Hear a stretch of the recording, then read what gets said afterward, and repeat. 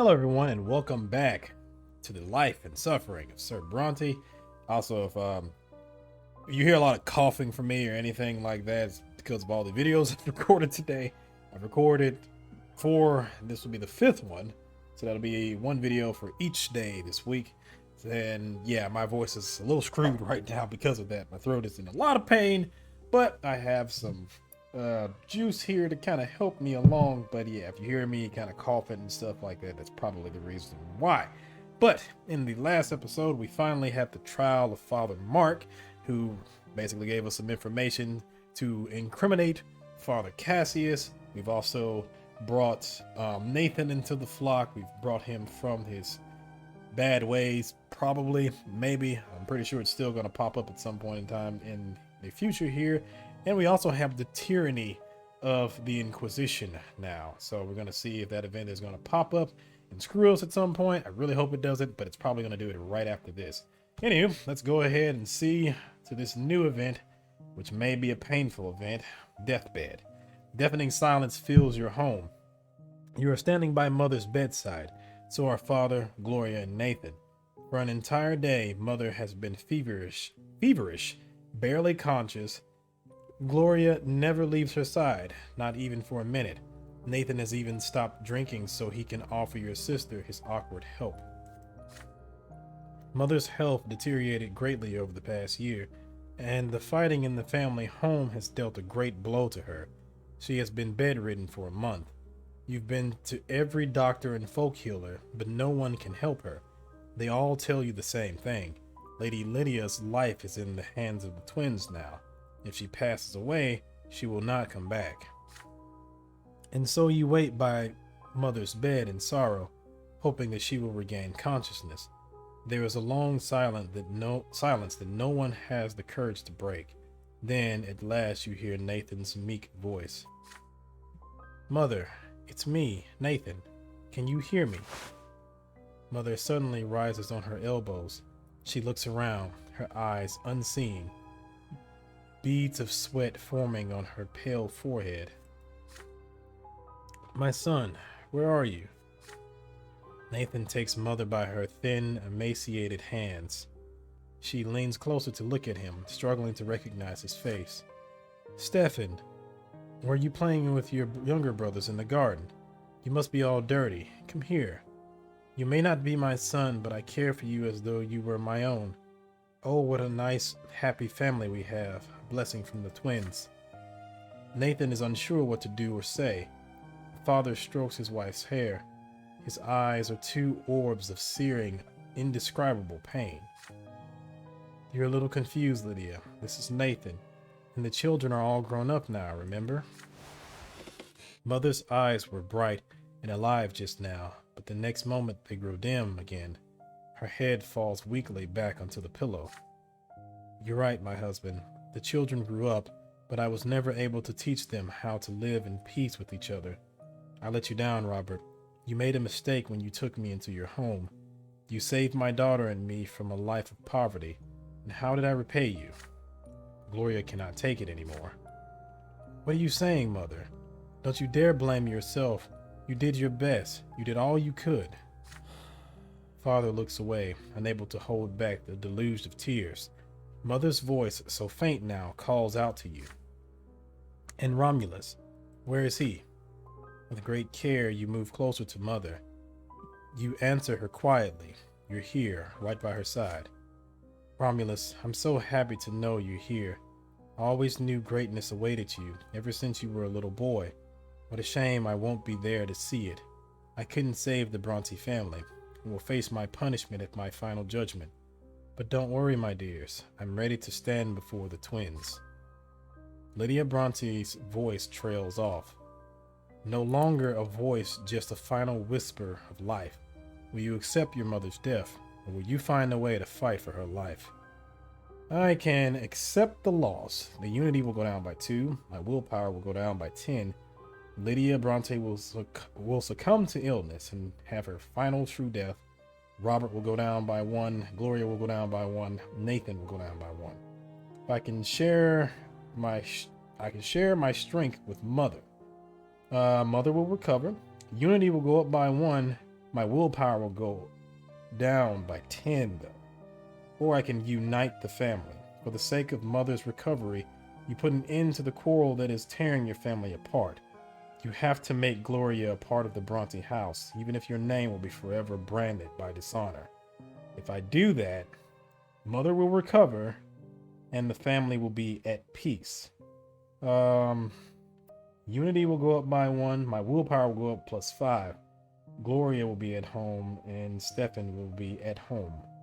Oof. This is tough. This is actually pretty tough.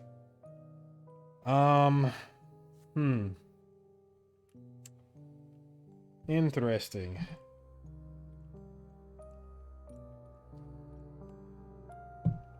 I mean, I'm not sure.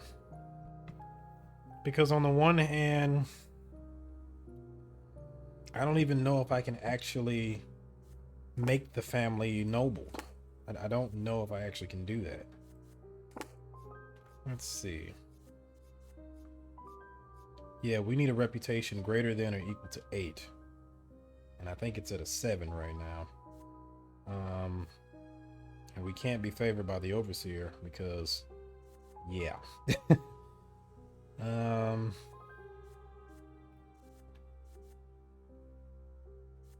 Let me see. Family at peace. Find a way to unite family and all the strife at home. Yeah, I think I'll just go ahead and unite the family. Because, I mean, considering what's finna happen, this seems like the best outcome for everybody. Oof.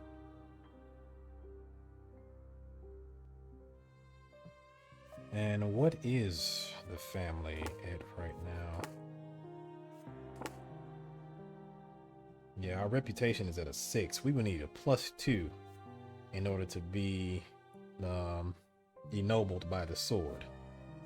So let us go ahead and unite the family.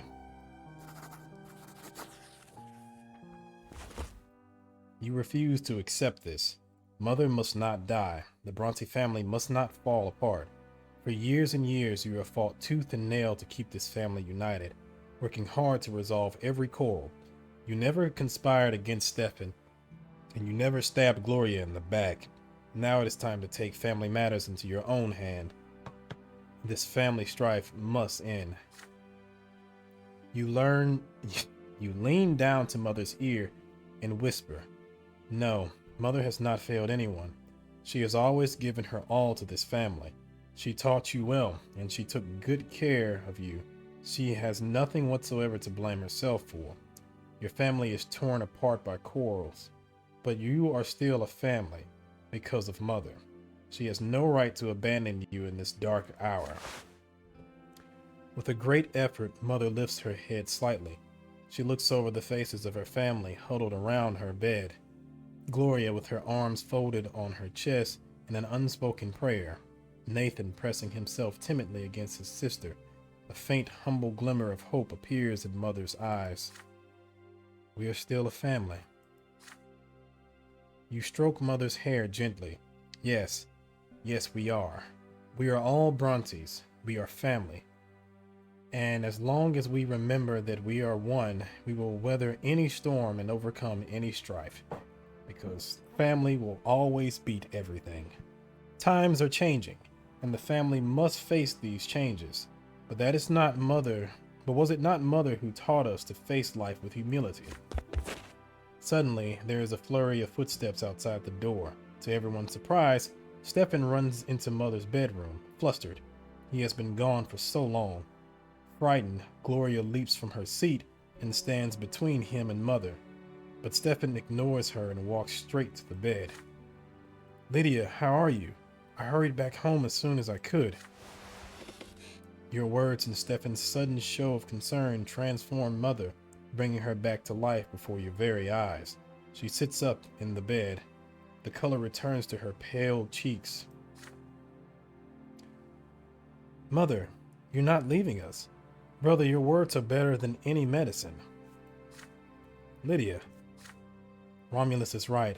I simply cannot abandon you like this. The twins only know what you'll get up to without me around. You look back at your flustered family and address them fervently from the bottom of your heart. We nearly brought a terrible woe upon ourselves. You tell them, this is all the result of our strife, mistrust, and animosity. You stare first at Stefan, then at Gloria. They both remain silent, burning with shame. You say that this cannot continue. It is time for them to wise up and stop scheming against one another. You think I wouldn't love to live in a calm, peaceful home? I'm just defending myself against Stefan's attempts to drive me out. He's the one who's obsessed with our family's reputation. Agitated, Stefan interrupts her. All I'm doing is trying to build a life for you. We can't legally accept you into our family just like that. Don't you understand? The Brante family has to be ennobled by the sword. There's nothing more important than that. But then Stefan glances at Mother, who returned from the brink a mere moment ago, and his voice trails off. You ask your brother sternly, has he considered the price of our family that our family must pay to be ennobled by the sword? Is Stefan ready to sacrifice the family just to have it ennobled? Brother, we're just a step away from fulfilling our grandfather's greatest mission, and now you want me to reject it? You reply to your brother calmly. It is time for us all to decide what is most important, our family's standing or our happiness. Stefan grows quiet as he ponders your words, but Father suddenly interjects. And we will choose happiness, Stefan. I am the Brante patriarch. I bear the responsibility of our family, and if the road to the sword will cost our family this much, then we must remain as we are. Stefan is silent. His throat twitches now and then, as though he is trying to swallow something. Gloria and Nathan watch him, both hopeful. Your elder brother stands up and starts pacing around the room. His face convulses. He is on the verge of tears. Father, Romulus, I agree. I need to acknowledge that I have failed to fulfill Grandfather's mission. Well, so be it.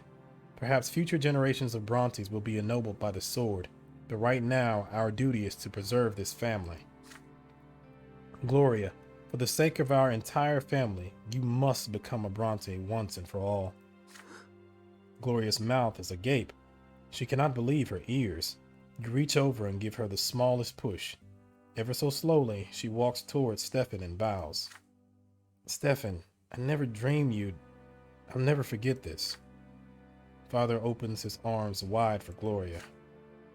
Dishonor does not frighten me. Gossip does not frighten me. Come to me, my daughter, Gloria Brante. Gloria falls on her adoptive father's shoulder, racked by silent tears. Father. You join their embrace. Gloria squeezes your hand in hers, your sister eyes glimmering with joy and gratitude. She looks away to catch Stefan's gaze. He smiles at his sister with a mixture of grief and happiness. Your family stands together, embracing over your mother, who is too happy to speak. Your family is united at last. Days pass, and Mother's condition continues to improve. The illness that once seemed so untraceable slowly releases her from its clutches, and the anonymity between Stefan and Gloria, the strife that has poisoned this family, is now finally gone. All right, so we've united the family. We've united the family, and we've made Gloria a Brante. Our reputation is ruined. It's screwed, but so be it. And now Stefan is at home. Harmony is a 10 now, and we're apparently going to get an event. My willpower went up by 5, so that's a thing too. And we have the event Mother Recovers. Mother finds the strength to recover from a grave illness. And we have Family at Peace, and I got a award for that. Or an achievement for that, excuse me. But yes, we've united the family.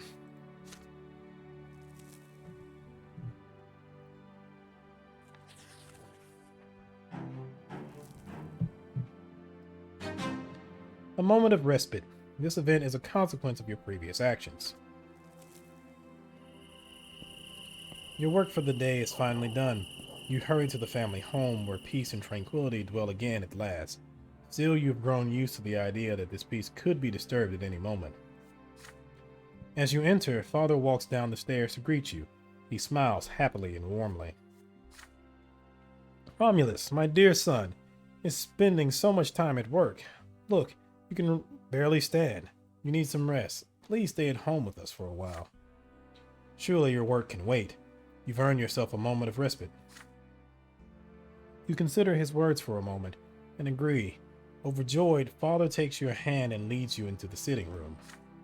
You spend several days resting in the family home, where your troubles are distant and your family is close. They tell you their news. You carefully share yours. You spend the evenings together on the porch, just like in the good old days, listening to Father's stories of your family's history, sharing laughter over memories of childhood. It is late now. Cicadas buzz quietly in the garden.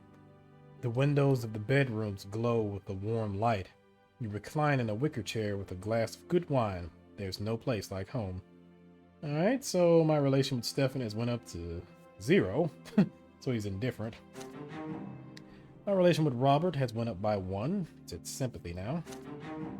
My relation with Lydia has went up to 1, so there's that. Nathan has went up to 1. Well, went up by 1. Gloria is back at indifferent also. And I got my willpower plus 10. Nice.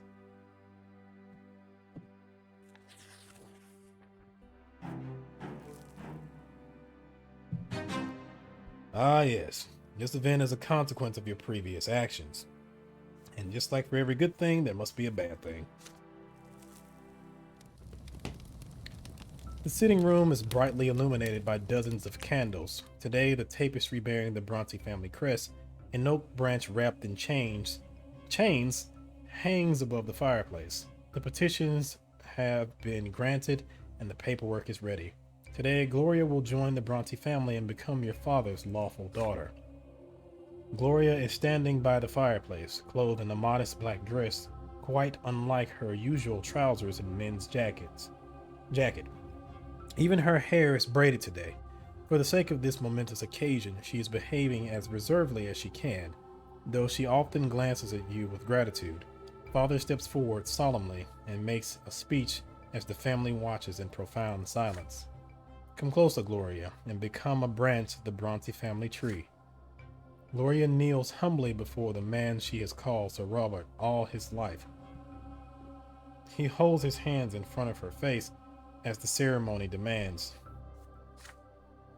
From this day forth, you shall be a full member of this family, your fate now bound with ours. Wear your name with honor, and may the Brante family prosper with you. Gloria leaves a filial kiss on the fingers of his outstretched hand.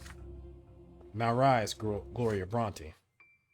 Slowly, gracefully, confidently, Gloria rises to her feet. For the first time since childhood, she looks and seems like your older sister.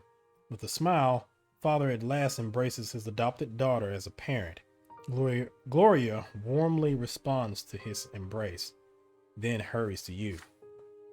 Romulus, we're legally brother and sister now. I owe it all to you. I swear I'll never forget what you've done for me. I promise I'll be more careful from now on. I'll only do what's best for the family whose name I bear. You answer her without hesitation. Gloria has always been your family. All you did was make it official. Your sister squeezes your hand in excitement. This is her day, the day she has been waiting for all her life. So, her opinion of me has went up by 2. She's now at sympathy. And we are now disgraced.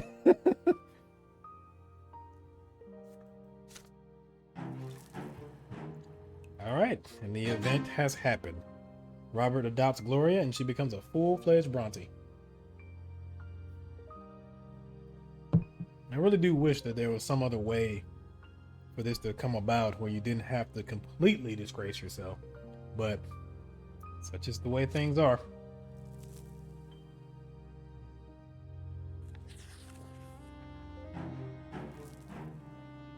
Ah, yes, the mark of dishonor. This event is a consequence of your previous actions.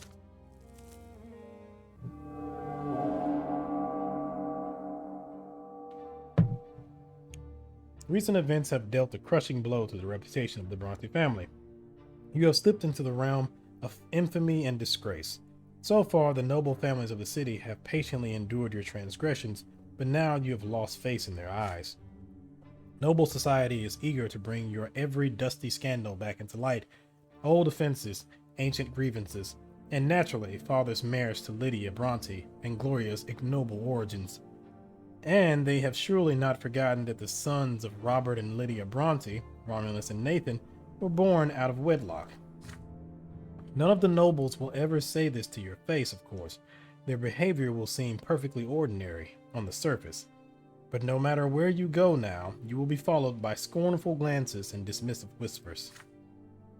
We have to accept this and humbly bear this burden. All hope of being ennobled by the sword is lost. No matter what we do to restore our name, we will never wash away this mark of dishonor. Okay, so unity went down by 1, our wealth went down by 1. But such is the way things are. The Brante name is dragged through the dirt, never to recover. We have much worse things to worry about in the future.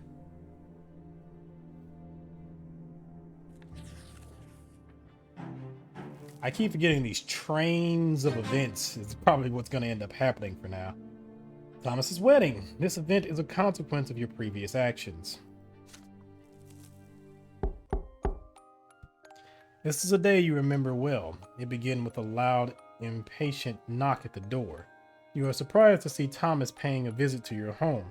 There's joy on his face as your old friend shakes your hand. Brante, it's been a while since I last saw you.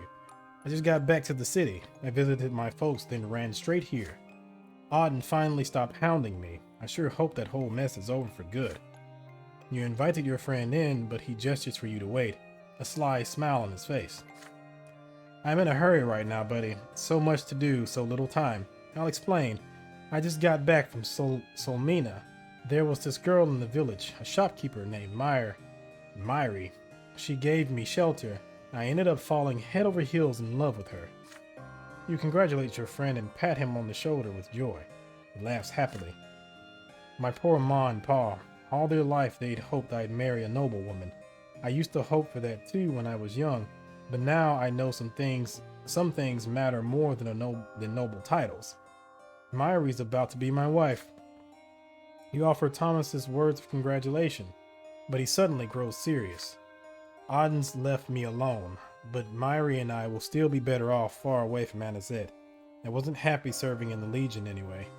I thought the nobleman's lot would set me free from suffering and do the same for my descendants, but it just ain't that simple. I was less free than ever. I'll be better off as a commoner again, earning my living by the sweat of my brow. A farmstead might not be an estate, but the high and mighty won't ever set their sights on me again. I'll live my life in peace, just like I want it. I've just got one last request for you, though, Romulus. You've done so much for me, but I'd be honored if you'd be a witness to my wedding vows before the twins. I can bear witness to their wedding vows. I can perform the wedding ceremony myself, or I can bid Thomas farewell. And Thomas will have his new life, and I'll get 5 willpower. If I do perform the wedding myself, of course I'll get the Thomas's new life, get +1 with eloquence, and +1 theology. That doesn't help me. And this will give me +10 willpower. I'll do it. Perform the wedding ceremony myself. I've never had the opportunity to actually do it, so. Your hand comes to rest on Thomas's shoulder. You are a priest yourself, perfectly capable of conducting the wedding ceremony. It would be an honor. Will Thomas agree? Thomas glows with joy. I was afraid to ask, Romulus. Now my best friend's gonna marry me to the love of my life. How about that? I gotta go get ready. Several days later, you follow your childhood friend to a smallish temple nestled on the edge of the Brass District. He is wearing a plain white shirt. Needless luxuries are forbidden at the austere wedding ritual. You are both welcomed by the bride. A blonde-haired young woman, innocence and hospitality written across her trusting face. The bride's parents stand further away, two aging villagers eyeing the streets of the big city with suspicion. Myri, meet Father Romulus Brante, my best friend ever since we were lads. He's gonna marry us before the twins. The bride greets you with a humble bow. The three of you step inside the temple. You close the doors behind you. Tradition demands no one else be allowed to attend the sacred wedding ritual. Thomas and Myri kneel before the altar. This is the first time you've performed a wedding ceremony, but you know the ritual well. You must summon the twins to oversee the sacred union of this couple. And so you call forth, O twins, elder and younger, behold these two as they kneel before you. They beseech you to join them in eternal wedlock. The candle flames dance and quiver. You hear a strange murmur in the temple. The darkness beneath the vault of the temple ceiling swirls into two colossal shades. The bride and groom raise their eyes to them, awestruck. Now you ask the bride and groom in turn to swear their loyalty to this divine union. I do. The bride echoes Thomas. You stand over the kneeling bride and groom and speak their names as the twins watch over you. Thomas Giro and Myri of Solmina. One of the colossal shades leans over them, looming like a towering sword, while the other bursts in a beacon of blinding light that illuminates the temple from within. Thomas and Myri look into each other's eyes in amazement. From this moment forth, they are bound to one another by divine law, and divine love fills their hearts. And with that, the ritual is complete. Thomas Giro and Myri of Solmina are now man and wife in the eyes of the twins. The solemn ceremony has ended. It is time to celebrate. A humble but happy feast is to be held in the bride's village. As day gives way to night, you and Thomas leave the revel to enjoy a moment of quiet repose on the front porch. The familiar waste of Magra stretch out before you in the darkness. Your old friend looks off into the distance, hopeful. Yeah, remember how we fought in that yard over our little brothers? So much happened since then. Both of you laugh as you recall the beginning of your friendship. I'll treasure those memories forever, I will. And you can be sure that my firstborn son's name will be Romulus. Thomas chuckles, pondering. You and we grew up on the same street, but look how different we turned out. You have a say in other people's fates, Brante. Your name will surely be remembered. For me, I'm still a humble nobody. And you know what? I'm okay with that. I used to be sure a man could never start over with a clean slate, but I guess I was wrong. I'll never forget you, Romulus Brante, and I'll never forget everything you've done for me. A tear runs down your friend's cheek. For the last time, Thomas embraces you. Tomorrow he will leave Anazet forever. Will you ever meet again? Nobody knows. All right, I'm still an inspired speaker, but I'm almost a great orator. I'll get an event for that? Apparently. Okay, continue. All right, Thomas is on to his new life. You see Thomas off to his new life, far from all the danger and chaos.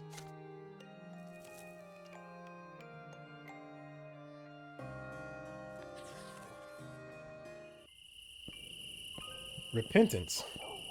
The last few months have been marked by a welcome absence of quarreling at the Brante estate.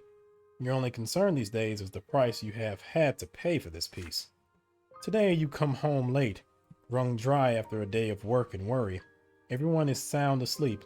You are making your way to your bedroom when you hear a suspicious noise coming from Father's study. It is too late for Father to be working. You go to the door of the study, trying to tread softly and turn the knob. The room is brightly lit by the moon. You recognize your brother's clumsy silhouette above Father's desk in the moonlight. Nathan hears you come in and leaps to the side in fear. You see something glinting in his hands, Father's dagger. Oh, Romulus, it's you. Shush. I just took the dagger for a moment. Don't worry, I know holding weapons against my lot. I don't mean anyone any harm. It's for me, actually. I have to go to the twins. Your younger brother clumsily turns the dagger around, holding it against his own body. You try to remain silent. Nathan wants to take one of his own lives. But why? I'm not even sure how to say it, brother. I can't find a place in this world. I'm always an outsider, always a waste of space. Isn't there some place for me in the twins' design? I can't stop thinking about it. I've been trying to understand them for so long. How am I supposed to live in their world? That's my place in their great plan? What's my place in their great plan? But I've only made things worse. I meddled with the Markian sect, defied and rejected my lot, indulged in vice, but I found nothing there. The old faith, the new faith, Father Mark's heresy. They gave me all sorts of answers, but none of them worked. There's nothing else left for me now. I've got to go see the twins myself and ask them. I know I'm an affront to their plan just because I'm alive, but I'll repent. I'll pray for their forgiveness. But the twins never forgive, you tell Nathan softly. They never have, and they never will. You will be judged in the hereafter for every false step you take. Your younger brother sighs heavily. I know. Mother taught us that all our lives, but I still have to try. There's no other way. One of my lives isn't too big a price if it works. I can't find any use for them anyway. See you soon, brother. Hope I'll be different when I come back. A cloud passes over the moon. Father's study grows dark, illuminated only by the shining light of the distant pillar. Nathan's body contorts awkwardly. He raises the dagger, aiming it at his own heart. If I don't stop him, Nathan's opinion of me will go up by 1. That doesn't really matter. Theology will go up by 1. That also doesn't matter. And my willpower will go down by 5. If I protect him, my theology will go up by 1. That doesn't matter. My manipulation will go up by 1. Nathan will get consumed by despair. And his opinion of me will go down by 1. If I call Mother... Oh, okay. That's really good, actually. And I can only do that because Mother has recovered and my relations with Nathan are high. Unity will go up by 1, so it'll be maxed out. Willpower will go up by 5. My manipulation will go up by 1, and my eloquence will be completely maxed out. And Nathan will be hopeful. So let's do that.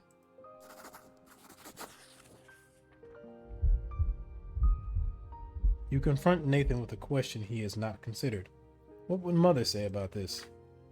Nathan stops, stunned, startled. His hand clutching the dagger is unmoving and limp, hanging in midair. Mother? You assure your younger brother that Mother will help him deal with his misfortune. You're going to call her right now. You keep your eyes trained on Nathan as you shout loudly for her. Your cry wakes up everyone in the house, but Mother's the first to reach you. She's very worried. Twins almighty, Nathan, stop, please. Nathan is frozen in place. His fingers grip the dagger's hilt even tighter. Mother, I'm so sorry, Mother. I have to go there. I have to reach the twins. Just for a little while. I need them to hear me. Then call out to them from here. You don't need to be in the hereafter to be heard, my son. Remember, they are always watching. They see every moment of your life. Huh. I never considered that myself. All you need to do is pray to them, my son. The twins are always at your side, not only at the moment of death. Your life is their gift, and they watch every single choice you make. Remember how you felt their gaze when you were a little boy. You hear a dull, ringing sound as steel clatters against the floor. Nathan has dropped the dagger. Yes, but why won't they tell me anything? Why is dying the only way I can be close to them? My dear son, you must not dare demand anything from the twins themselves. All you can do is ask. All you are doing right now is demanding. Listen to me. Give me the answers. You cannot do this. You must address them in prayer, an honest, humble prayer born from the truth in your heart. It's hard work, but if such is their will, one day they will respond, and then you will find peace.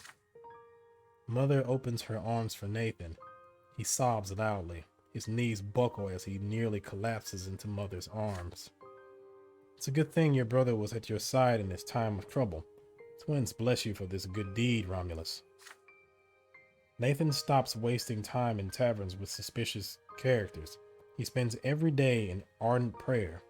The family watches the stark change in their wayward son with great surprise, and then one day, Nathan shares a revelation with you. I spoke to them, brother. I was deep in humble prayer, not even hoping for an answer, but then I felt them listening to me. I felt it with all my being. It's like I left the mortal realm and went up unto the heavens, and I dared to address them. I begged the twins for forgiveness, and the elder. He reached out to me. He wanted to respond to me. I know he did, but the younger sword stopped us. It cut the bond between us, and it was like I fell back down from a great height. But I saw compassion in the elder's eyes as I fell, and he followed me. He shall descend again. He shall witness our suffering and bring his mercy, and then the world will change at last. All right, so Nathan is now hopeful. That's good for him. I'm glad we could settle this in a good way as opposed to letting him kill himself. All right, I am prepared for anything. My willpower is maxed out. My manipulation went up by 1, so I am now a con artist. And I am now a great orator.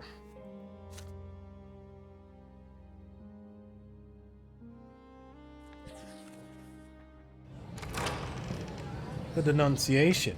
The Inquisition ward that has become your second home now feels jarringly different.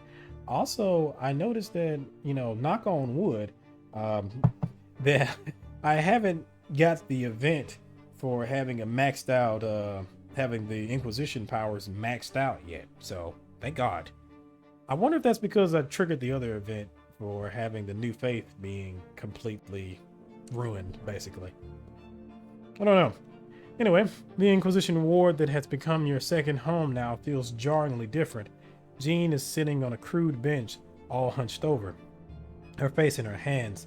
You stand by her side, still unable to believe that this is really happening. Look, these are our case files. Retribution is inevitable. We will face the tribunal tomorrow. Without lifting her eyes, she hands you a couple of pages. Witnessed with my own eyes as Inquisitor Romulus Brante and his sister in faith, Jean, indulged in debauchery beneath the canopy of the sacred silver tree. It is a denunciation. Someone saw you that night under the silver tree. I would have been shocked if no one saw us.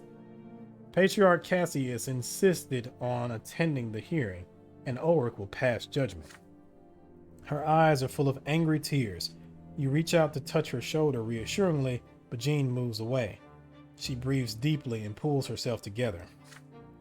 Answer him honestly. The younger will be watching over us. Lying is out of the question. Should you acknowledge your guilt, or is there a way to escape punishment?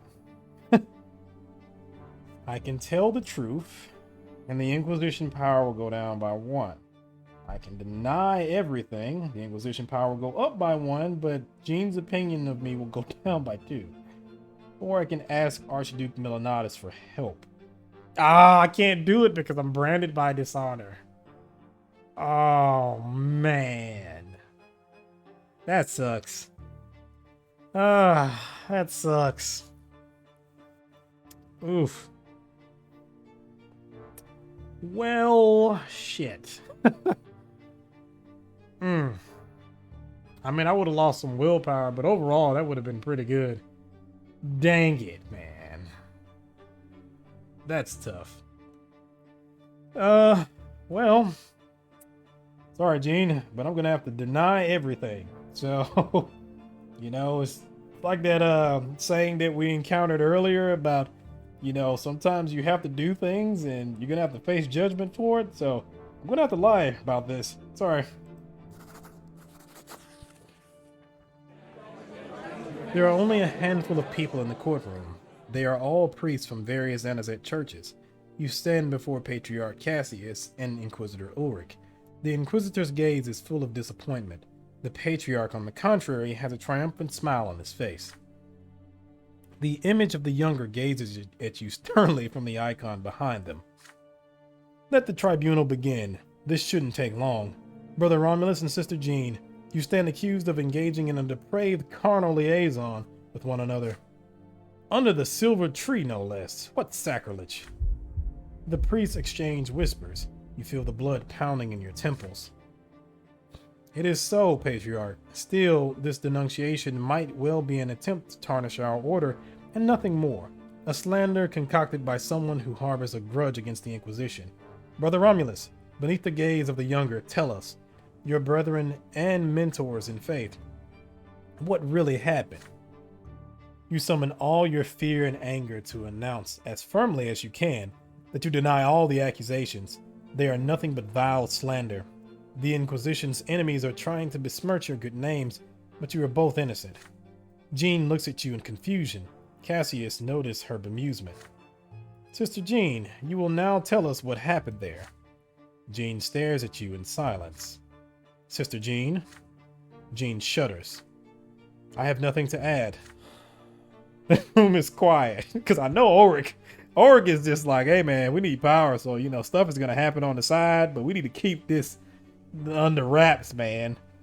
The room is quiet. Cassius watches you with a probing look, then he sighs in disappointment, but remains silent. The eyes of the younger pierce you. He seems to know all, to see right through your lies. You cannot escape your punishment. Well then, if, beneath the gaze of the younger, the Inquisitors deny having a carnal liaison, how can we doubt them? Jean's face is distorted in pain, but she says nothing. Cassius sneers. The tribunal is dismissed. Jean leaves the courtroom hastily. Did you see tears on her face? You're not sure. Well, we still have tyranny of the Inquisition, and Jean is pissed at me. I'm sorry, Jean. Look, man, this is tough. This is tough. If you had to play this game, you would understand, but this is tough, man.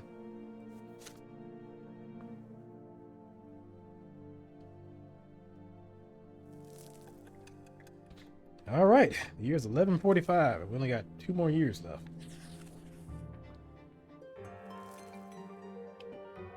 Year 1145, a storm on the horizon. For over a year now, Anazet has been steadily simmering with unrest, like a soup pot over a well-stoked flame. Commoners flock to the squares in droves. The mob grows bolder, demanding new freedoms and protections under the law. The last straw insurgents commit brazen acts, hoping to overthrow the authorities. The noble gentry insisted that every mob be dispersed by force. They are ready to fight for their ancient privilege, sword in hand. In spite of this enormous pressure, Overseer Gaius Tempest remains highly reluctant to allow any bloodshed. But the common people are already too desperate. Even the age-old fear of the nobility's might is barely enough to keep them in check. More and more people are rejecting the lots and converting to the new faith. Not to mention other stranger, more esoteric teachings and beliefs. New secret societies and clandestine gatherings appear every day. Printed pamphlets litter the streets. Yet no one is rushing to subdue the citizens or punish the city. For now. Father Leonard has transformed the Temple of the Silver Tree into a new believer stronghold. He is no longer afraid to break the ban on preaching the new faith. His sermons now openly challenge the old faith. It seems the Church of the Twins is unable to recognize its great mistake. The lots must be abandoned as relics of the past. The Twins granted everyone the freedom to choose their own path in this world, and I will not stop until the freedom is recognized throughout the Empire. The next Patriarch of Marga must be chosen by the parish, not the clergy. This is the will of the Twins, and it must be ours as well. Leonard intends to amend the old order of the Church and become Patriarch. His opponents, however, are beset by internal struggle and strife. The Inquisition is fighting a myriad of heresies, more of which appear every day. Not even the highest ranks of the faith are free from suspicion. The new faith, meanwhile, is steadily growing in numbers. People no longer fear being damned to the foot of the pillar for rejecting the divine design. The streets are restless and dangerous. Minds and soul are beset by confusion. The authorities argue and bicker among themselves. Conspiracies plague the city. Time marches on, and the change is coming. It cannot be stopped. Can you find a way to guide it in the right direction? The weight of a new age now rests upon your shoulders. Yep, we're back at the schism. A family matter. For over a year now, Anazet has been slowly simmering with unrest. The feud between the estates, between the old faith and the new, between the law of the empire and noble traditions. Tensions are at an all-time high, waiting for the slightest spark to catch fire and burn. Even your family's affairs have been affected by the growing unrest. It is during these troubled times, that the future of your family will be decided. Father shakes you awake early in the morning. He is excited, clutching a letter bearing the imperial seal of the Tempest dynasty. Wake up, son. Come to the sitting room. A letter has come from Overseer Gaius Tempest. He gingerly breaks the seal and unfolds the missive. To the Honorable Brante family, I, of Gaius of the Tempest Dynasty, Overseer of the province of Mavragra, have given due consideration to your petition to have your bloodline ennobled by the sword. You are expected in 1 week at Castle Innery, as are all petitioners for the sword, where you shall hear my decision firsthand. After finishing the letter, Father turns to you, looks fatigued. Well, son, it's time for us to be honest with each other about our family. What do you have to say about this? Where do we, the Brontes, stand after so many years? What hopes do we have for the future of this family? All right, we will preserve the family. The past 7 years have been marked by many life-changing events. The rare joys, the frequent fights, the arguments, the attempts at peace, the losses. Sometimes you have managed to change their minds, and sometimes you have not. But your decisions have made you realize what matters most to you. The future of the Bronte family must be decided here and now. So, we can't do any of these but preserve the family.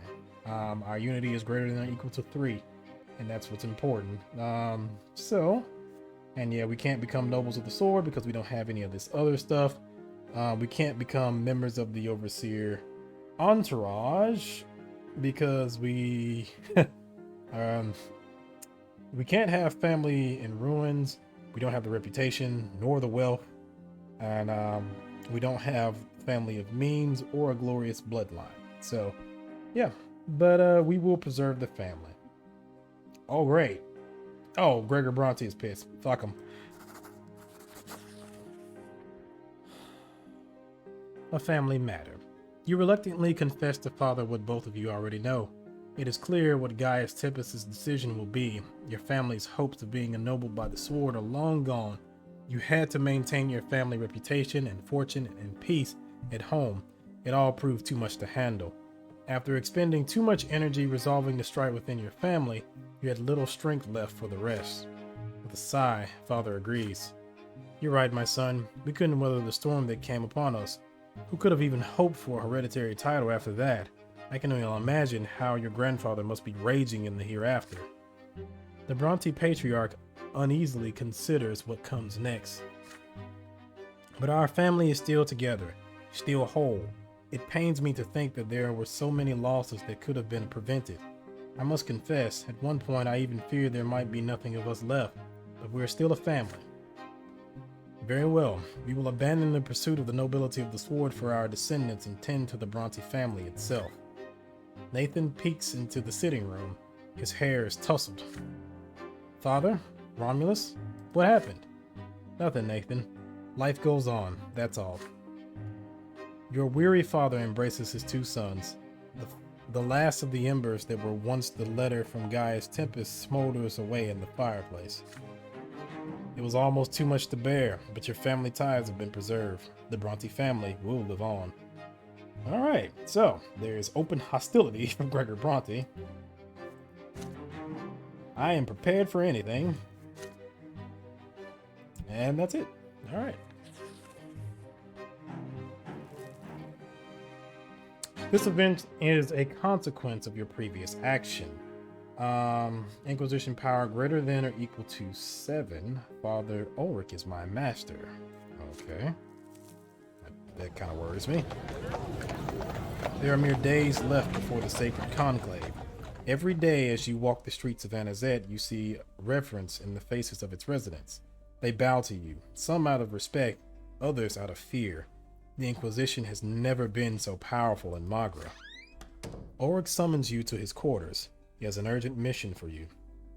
You enter his cell and see your mentor reading a letter. He bears a seal with a wheel on it, the symbol of the secret chancellery. The secret chancellery has done us a favor, my disciple. They found one of Cassius' followers, Master Newman. He is a nobleman of the mantle and a famous scholar. Master Newman, you saw his name inscribed on the book about the Latari. Interrogate him and get the names of the other apostates who support the patriarch. After the questioning, sentence him to true death. The heresy spawned by Father Mark must be obliterated completely. Taking 2 champions of faith with you, you head to the scholar's house in the heart of Anazet. People duck down side streets upon seeing you. When you knock on Newman's door, his neighbors quickly pull the shutters. The young scholar lets you in shyly. How may I be of service, Inquisitor? Does the Order need my expertise on the cultures of ancient civilizations? Instead of responding, you nod to the champions of faith. The first hours of the interrogation is entirely fruitless. The scholar stubbornly denies his guilt. He refuses to admit having any connection to Mark, Cassius, or the Latari Society. You scrutinize the young man, trying to discern his weaknesses. You see carefully brushed blonde hair, clean skin. Newman must take great care of his looks. You send for a mirror to be brought to the prison cell. Then you put the scholar in front of it and choose a suitable blade. I have heard of you, Brother Romulus. You serve the gods, and this service brings people suffering. But why do we need such gods? Why would we serve such gods? Why do you do it? People do not need this hideous faith, nor these cruel gods. They need a drop of humanity and mercy. Good Lord. You grab the scholar firmly by the hair. The sharp blade slices his flesh. Newman's nose falls to the floor. A shriek of pain echoes off the thick walls. An ear, the upper lip, an eyebrow. The young man's well-groomed face is transformed into a hideous mask. No, you will not let him slide into unconsciousness. Let him behold his new face. The names. All right, Bruce Bolton, calm down. Eventually, the pain, the realization of his helplessness, and his imminent suffering breaks the heretic's will. He will name Cassius's closest associates as long as you stop the torture. Newman is carried away. You are left alone with your reflection. What? No, it was just a trick of the light. You do not actually see Ulrich in the mirror. It is just you. Your throat clenches at the thought. You hurry out of the dungeon. You have a very long day ahead of you. Master Newman's execution, arresting and questioning the people from the list. But you are not tired. There is no hesitation, no fear. Your path is clear. Nothing can stop you now. Okay, so I like the fact that I would have had enough to get the, oh, okay, this is a thing. I would have had enough to get, the Inquisition power up, even regardless if I took some hits to it. So, okay. Triumph of the Will. I think this is one of the ones I wanted. Inquisition power greater than 10. Master Ulrich. Well, Father Ulrich is my master. Before we do that, though. So... I'm still gonna get this right. Yeah, I think I'm still going to get this. And I think this event is going to be all-powerful Ulrich. Mere days remain before the Sacred Conclave, where Cassius's fate will be decided. After that, you and Ulrich will bring order to this cursed land. The Inquisition Ward has become the bulwark of the church and the power you and your mentor hold over the city. You've come a long way. Your work is almost done. You enter Ulrich's room, but your mentor is not in his prayer cell. There is a heap of papers on his desk, letters from the Inquisition of Eterna. You catch a glimpse of a torn envelope with Jean's name on it. Letters for Jean. Why are they here? After making sure you're alone, you quickly go through the papers. You see interrogation results, copies of letters, notes from sermons. On top of the pile, you find an excerpt from the Holy Writ of the third forbidden volume of Isotaeus. These documents expose Ulrich as a servant of the will. With these papers, any inquisitor could build a case for the tribunal. So, have you examined all the papers yet, Romulus? The Inquisitor is standing behind you. Sister Jean contacted my enemies in Eterna and asked them to send her these. As you can gather, she suspects us. This could be a threat to our cause. But she will not act until she gets the papers, so we need not worry. We have ample time to dispose of Jean. We will have to deal with Cassius afterwards, of course. Will you eliminate Jean? I command you to answer truly, disciple. Oh shit. The collar tightens around your neck. Ulrich's gaze is fixed upon you. Oh. I can't renounce him.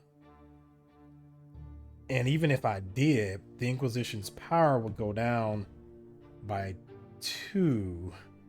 Willpower would go down by 20. And Father Ulrich would have died. I would need valor to be greater than or equal to 12 in order to do that. If I submit to his will, the tolerance of faith will go down by 2. Willpower would go up by 10, but Jean will die. If I overcome Ulrich's will, oh man. Oof. Oh man. Oh, that's tough. Oh, that's tough. That's so tough. Inquisition power will go down by 2. My willpower will go down by 30. And Father Ulrich will die by my hand. Oof. That's tough. I'm sorry, Jean. I'm so sorry. But I've worked too hard to turn around and keep the Inquisition in power. So I will submit to his will as his Sith apprentice. You bow your head reverently. Your mentor's will be done. Excellent, Romulus. Forget all your doubts. Your will is your weapon. Use it. You go to the chapel at the Inquisition ward. You know Jean prays there every evening in solitude. You send the champions of the faith out of the ward under the pretense of searching for another supporter of Cassius. No one will interfere with your plan. It is late evening. Door creaks. You cross the threshold. Only the radiance of the faraway pillar illuminates the chapel. Jean is on her knees before the altar. As your shadow falls on her, you hear a fragment of her prayer. O younger, guide him. Lead him away from the wrong path. Jean hears your steps and quickly stops praying. She gets up, straightens the kerchief on her head, and smiles at you. I was just thinking about you, Romulus. Didn't expect anyone coming here at such a late hour. Have you been looking for me? Do you want to talk? You do not respond. Silence. Jean looks at you, puzzled. Time seems to stand still. The smile disappears from Jean's face. She quickly jumps to her feet and grabs the silver slab. Oh, you bitch! You was always gonna screw me over! Jean's palms are burning with a white glow, but you won't give her a chance. On your knees. Your quiet voice fills the entire chapel. You don't scream at Jean. You don't need to. You are the will. You are strength. There's no restraints. There's no shackles. Jean convulses in pain, her bones cracking, muscles cramping. She falls to her knees. A desperate scream bursts from her chest. Damn you, heretic. The gods will punish you. You raise your eyes at the faces of the twins under the chapel dome. Jean is wrong. You and Master Ulrich are the true servants of the twins, and she must be silent. Unable to resist your voice, Jean stops screaming. You take the whip from your belt and approach her from behind. You wrap the leather tail around Jean's neck and start to strangle her. Jean wheezes silently, unable to call for help. You read your sentence slowly. Inquisitor Jean dared to confront you and Master Ulrich. She had stood in your way, planned to destroy you. You sentence her to true death. A sudden trembling seizes your body. Do you truly have the divine power to execute anyone who resists your will? But another moment passes, and your doubts disappear without a trace. Everything is as it should be. Convulsions stop. Jean goes limp and falls to the floor. Life has left her fragile body. Now no one will prevent you and your teacher from purging Magra from the heresy of Cassius. And Jean has died by my hand. Wow. I did not see that coming. I mean, I knew she had reservations about certain things, but I didn't realize she would go that far. But Jesus, I wonder if she becomes zealous, will you be able to, could you actually prevent this from happening? But either way, and what the hell is the wheel? Like, is the wheel actually a power of the twins or something more? Or is it like a heresy, or is it magic? Because Jesus, that's some Jedi stuff right there. Good God. All right, my willpower went up by 10 and I'm now at 30. Jean's demise. Inquisitor Jean met true death at your hands. Nobody's gonna ask questions about this?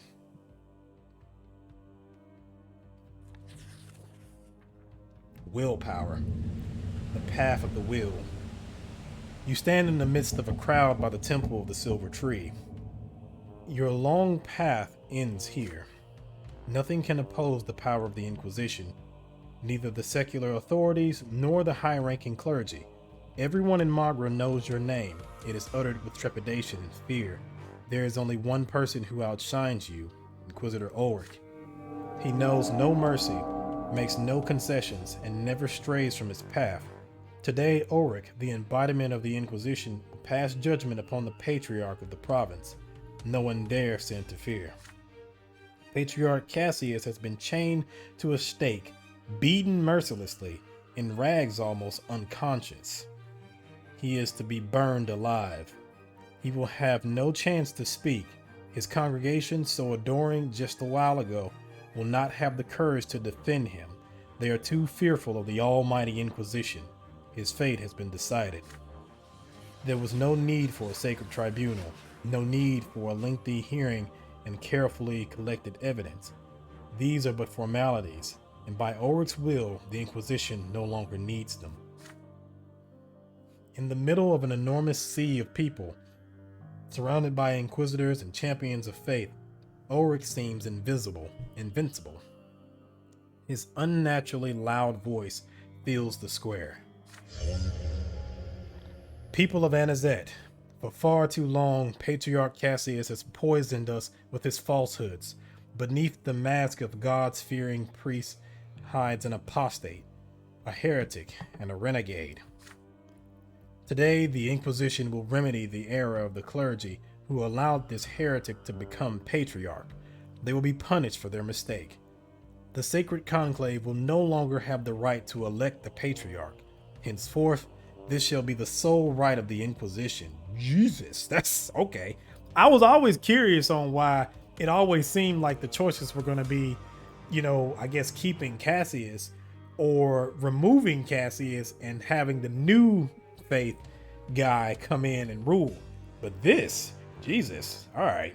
No wonder he just wanted to, you never saw anything about it. The Inquisition just straight up took over. Silence.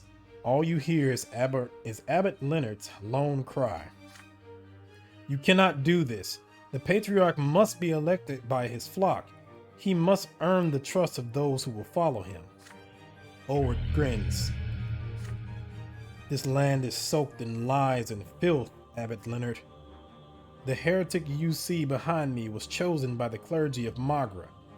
If your priests proved blind enough not to discern his heresy, how could mere laymen unmask such an apostate?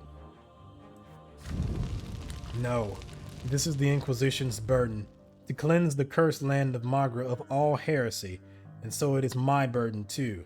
I must lead this holy campaign. Ulrich raises a torch above his head. You will bow before my will as you bow before theirs. You will obey my law as you obey theirs. You will accept my love as you accept theirs. Oh God. Ulrich's words echo repeatedly, resounding throughout the square. He throws the torch onto the pyre. It is instantly ablaze. The crowd freezes. In his last moments, Cassius screams with all his might. Do not tolerate the will of another over you. Fight. There is no mercy in the prison of the twins, only cruelty. The disposed patriarch's body writhes in the flames. The entire crowd seems turned to stone, paralyzed by the sight of his demise. Their faces are masks of terror. Ulrich steps forwards and raises a collar above his head.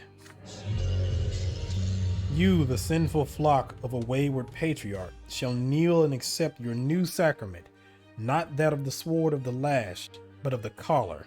For I give unto you a new lot, the lot of service to my will. You will no longer have the freedom to violate it. From now on, no other will exists for you but mine own. I shall become for you both love and law. I shall lead you up the narrow yet straight path to the very peak of the shining pillar. For you, I am become both the elder and the younger made flesh. Oh my God. A peal of thunder echoes his words. The sky darkens. The earth quakes beneath your feet. Unable to keep their balance, the people fall to the ground, shrieking and crushing one another. Blasts of air blow in their faces. The winds howls furiously in the branches of the silver tree. You hear the sound of a measured tread. One step, another. My will is the Ulrich chokes on his own words, as if an invisible knot has tightened around his throat. He claws at his neck, scratching it until he bleeds. Then he falls to his knees. My will. The pyre behind him rises up in a whirlwind of flame and comes crashing down upon the Inquisitor. Overcome by reverent awe, the people drop to their knees, but the flames do not subside. They surge at you, but you face the divine wrath without fear. Unbearable heat, then a scream. Your body turns to ash. Jesus! What? What the hell just happened? Okay, Father Ulrich has died. Patriarch Cassius has died. The schism has went down. The church has went down by one. Order has went down by one. Am I dead? The judgment of the twins. The pain relents, finally dissolving in the blinding light. You are taken higher and higher still, to the narrow trip that is the shining pillar. This is where you belong now. You are so tiny compared to this all-absorbing radiance, yet you remain yourself even now. But for how long? Two dots glow brilliantly before you, gradually growing larger and more distinct. You are taking toward them, faster and faster, inevitably, mercilessly. The creators reach out to you. The first figure is soft, wise, and merciful. The love that emanates from it envelops you from head to toe. It radiates an endless warmth. The second figure is strong and powerful, commanding and noble. It is stern, but just a beacon of guidance, a force of protection, a merciless punishment for every misdeed. In their presence, you are but a pale shade, your will to live slowly fading away. The hour of judgment has come. Your soul is laid bare for the twin gods to read like a book, and with each line they read, you feel their indignation grow. They disapprove of the way you serve them. But why? The twin gods respond. Too often did you reject their love and violate their law and abuse their will. The old nursery rhyme appears in your mind. Your sister used to sing it to you so long ago. When the twins came down to earth, they brought lots for every birth. Let us count them 1, 2, 3. The twins made them for you and me. Nobles rule and bravely fight. They protect us with their might. Priests work hard to understand, guide us by the twins' command. Common people work and toil, always patient, never spoiled. Live your lot where you were born, to the day when you pass on. Know your lot and know the prayer. The sword of the younger rises aloft.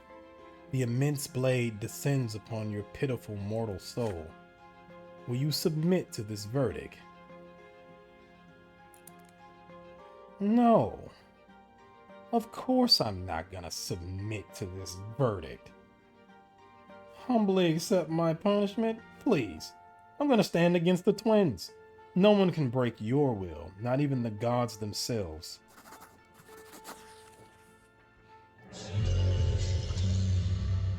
The lots are lies told everywhere. This is it, Ulrich's greatest mistake. He came so close to the summit of power, yet he still thought that serving the twins was his lot. You will not make the same mistake. You will submit to no one, not even the gods. You are power incarnate. There are no limits. There are no chains. Love and law are merely the spawn of the will of whoever is strongest. The sword strikes. The youngest blade slices through your soul but leaves no mark. Your unbending will to live is stronger still. You rise until you rival the twins in size, an ever-growing shadow beside the gods. You see a tiny cradle behind them. There's a baby inside. The little creature is bawling, but when it sees you, it smiles its first smile, so awkward yet so genuine. As you meet the infant's gaze, you bring a finger to your lip. Wait. So we were the shadow. We were the shadow. Because that's what happens at the beginning of the game if you turn around and accept the shadow. I mean, you look at the shadow. Son of a bitch. Okay. That's nice. I like that. So there are 3. There are the twins and me. Or the shadow, I guess you could say. Dang. And that's the reason why you can constantly keep replaying the game over and over again. Because you have to learn, I guess. And you have to become who you truly are. Huh. Damn. So did the twins do this to you then? Did they turn around and make you a human or something? Like, how did this happen? Did they make you forget your will or something? Jesus. All right. Okay then. The triumvirate now. It's not just the twins.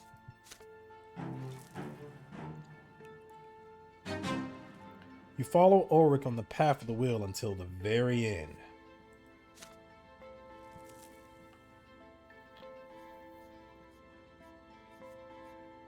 Oh. So that's the end.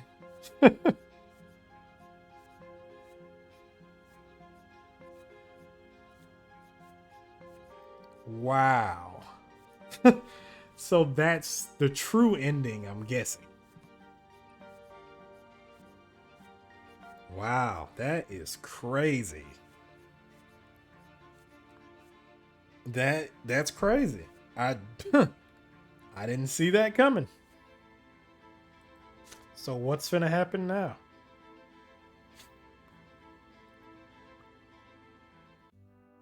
That's just it? I don't get any explanations or anything? Oh man.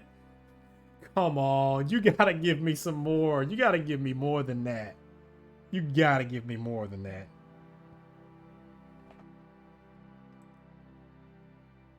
Wow. Okay.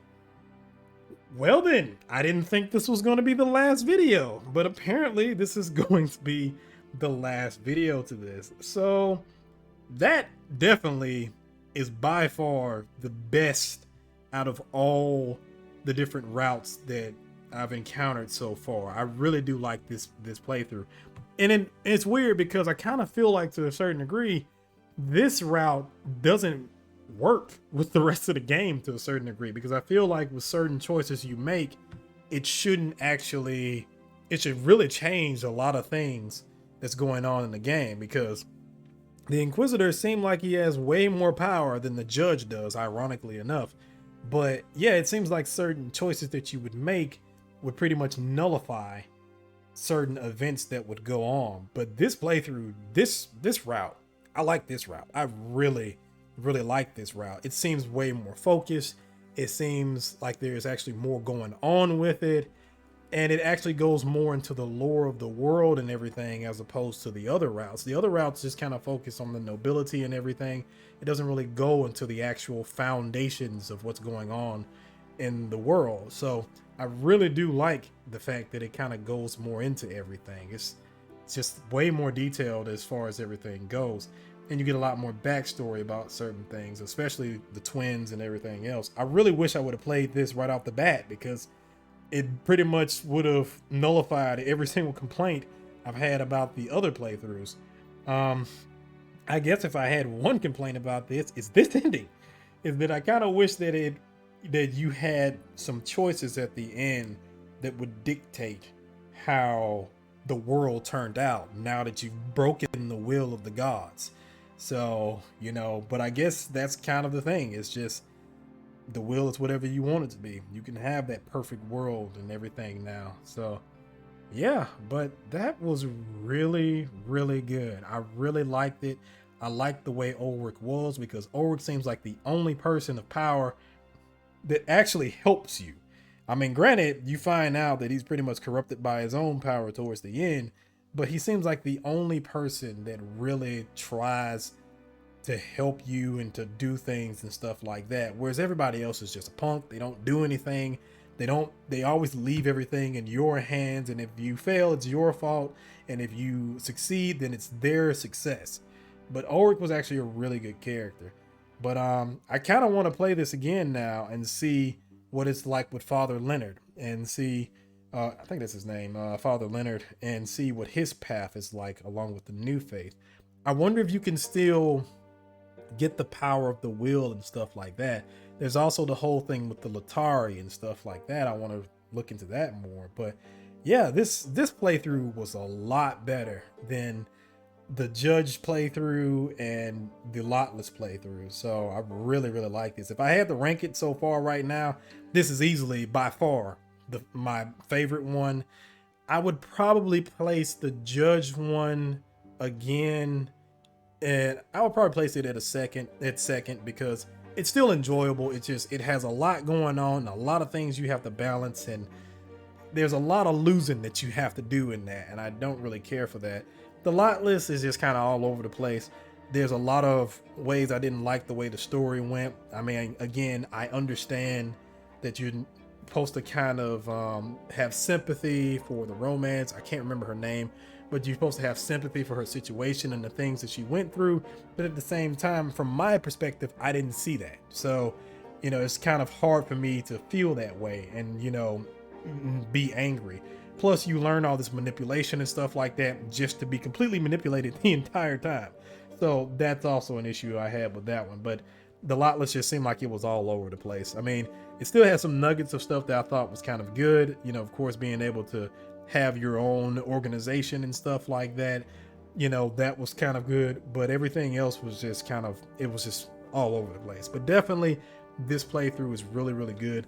I'll probably go ahead and play this in my own spare time and just try and do the other little things. I'll probably end up cheating and maxing out my stats and stuff, so that way I can get all the little nuggets and stuff like that. But yeah, I really enjoyed this, and I'm really glad that I played this, because I was actually gonna just go ahead and give it up and just be like, you know, this is the life and suffering of Sir Brante. You can take it, and that's the end of it. But this was a really enjoyable playthrough. I really enjoyed it. So yeah, I hope everyone enjoyed it that saw it, and everyone that's been watching it, I hope you enjoyed the playthrough. If you like the video, like the video. If you want to see more content like this, subscribe. I have lots of things on the channel, including all of my other series of the life and suffering of Sir Brante. If you have any questions, comments, concerns, and your thoughts about this ending, feel free to leave it in the comment section. And yeah, I definitely look forward to seeing more from this developer. This was a really good game. I don't know if they have any plans to make any follow-ups to this. I really do hope they do, because you don't get many games like this, and you don't get a lot of good narrative games. I've played a lot of narrative games that has a lot of tropes, and I hate it when it's essentially a game where it's a trope plus a trope equals this thing, but that's what you tend to get a lot of times. But this was very unique, and a very interesting world, and a very interesting, just everything about it was very interesting. So yeah, I will see you guys in the next playthrough. Also, if you have any suggestions for what to do next, feel free to leave it in the comment section, because I honestly don't have anything planned now. You know, I'm still looking forward to other games, and I still will play other games like Fear and Hunger Termina. When it comes out, I'll definitely be playing that. But yeah, if you have any other game suggestions and something along these lines, I would be more than happy to play that. So yeah, if you have any suggestions for anything like the life and suffering of Sir Brante that I may not have heard of, feel free to leave it in the comment section, and I will get to it as soon as I can. So thank you for watching. Thank you for joining me on this journey. I appreciate it. See you in the next one.